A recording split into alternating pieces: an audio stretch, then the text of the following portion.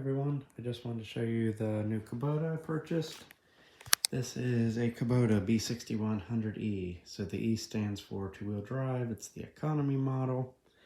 It did come with 3 attachments. I already serviced the gearboxes on the rototiller. It's a K420. It's a 42-inch Kubota rototiller. Then it has this absolutely enormous snowblower on the front. The tag is missing on it, but I believe it is something close to a B222 or B222A snowblower. And it is a genuine Kubota. It is a massive snowblower. Well, obviously it has tire chains on to give a little more traction. The trash can / ballast box is coming off because it is hideous. Somebody made it. Somebody took some time to actually make this little band for around the top to hook into your top link of your 3-point hitch to keep it from pivoting. But that'll be coming off. This tractor also has this little bracket here. It looks factory, but I have no idea what it goes to. So if anybody knows, could you please let me know? And I'm not happy because this goes down and it goes right against the paint and has the paint scratched up a little bit. But coming around the machine, here is your control valve to raise your snowblower. Here's your auger to adjust your auger. Orientation. Tractor's in pretty good shape. It's, roughly a 40-year-old tractor. It needs some work. I mean, any 40-year-old piece of equipment is going to. Seat's in good shape. Paint's in relatively good shape. I mean, the rims do have some rust and stuff on it. They might eventually get repainted. Paint on the hood is really good, but as you'll find out, the hood was in a little accident.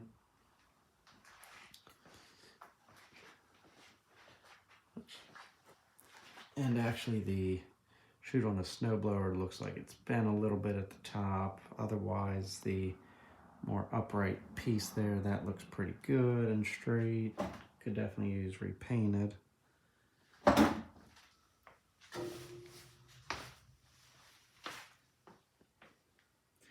But the poor Kubota got punched in the eye pretty hard. It actually had a backhoe got backed into it. I don't know how well I'm going to be able to straighten this out.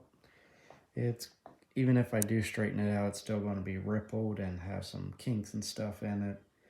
But to even start to try and do any work to this, I'm going to have to take the hood off, and the headlight capsules gotta come out because they're glass. I will definitely end up breaking them with all the jarring of hammering. And these decals are plastic and they kind of protrude out, so obviously that's going to have to come off or else I will break that. And normally any type of mascot or badging for a piece of equipment is very expensive. I know I bought them before, and normally just that piece is somewhere close to $100 anymore. So definitely don't want to be breaking them. And the last time I priced these headlights, they're I think $100 a piece. So yeah, I don't need to be breaking any of those. But other than being all kinked up, the paint is actually in good shape. It'll clean up. This thing hasn't been washed or anything yet. Well, definitely a wash and wax and buffing will definitely do some good to this paint. You can actually read some of the original decals, which normally you cannot. One thing I'm definitely not excited about is the brakes. The right-hand brake is good. Left-hand brake is actually unhooked, and I was looking, I think for some reason it's actually missing the brake rod, because this shaft runs the whole way over to the other side and then comes back to the rear brake drum, and that whole linkage looks to be gone. But that'll be something I'll fix in time. Clutch is good, transmission's good, PTO works, snowblower works, rear differential lock works. Everything is pretty well operative. Going to the instrumentation. The horn and headlights did not work. It was actually a bad terminal inside the one inline fuse. So that got fixed. So the hour meter's working, headlights work, horn works, all that stuff. All the electrics seem to be working pretty well. And then there is one more attachment, which I'm not going to really go outside to show you. It's a Woods RM48 4-foot finishing mower. You can see the cover there is off of the back. I do have the rest of the drive shaft, just same with the tiller, I have that. And then this belt guard here on this right hand spindle looks like it is not bolted down properly. And that wheel there is good. That one there is actually bent, which you can see. So I'm going to take that apart, try and heat it, straighten it back out. I'll probably, since this is just a Woods attachment and I have no use for it, I'll probably just fix this up and sell it and get it out of my hair and save the floor space. But this is, oh, and I did turn the muffler. The muffler was horizontal. I made it vertical. I don't like when they're horizontal. But looking under the hood, you do have your little 3-cylinder Kubota diesel that runs terrific yet. Some reason I was having a little bit of trouble. The radiator cap was coming on and off really hard, so I just replaced it, and it's starting to work a little bit better. It might add a little corrosion around the neck of the radiator. These radiators are very expensive. I didn't want to stress it and break the neck of the radiator.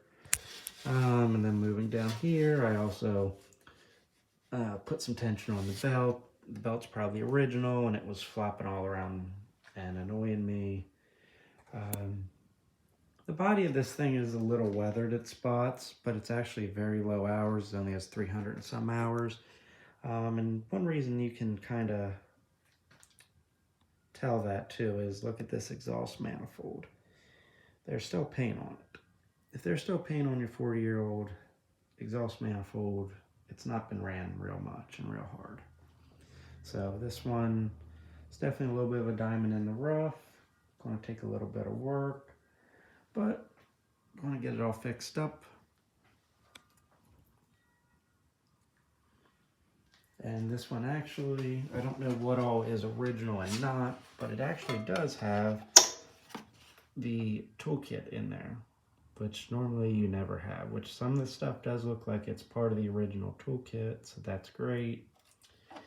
Could be cleaned up in there a little bit. But the tractor looks good. If you look under it, there's really doesn't look like it really has any fluid leaks. One thing, I definitely want to do a service on the fluids today. This had an oil change in December of 2016, and now it is February of 2023, so that old oil needs to go. It's going to get some synthetic diesel oil put in it. Going to change the fuel filter, might do an air filter, depending how bad it is. And I do have new coolant. I'm always particular. You don't know how long it's been since that coolant's been in there. You don't know how well it's lubricating, how well the anti-corrosion additive packages are working.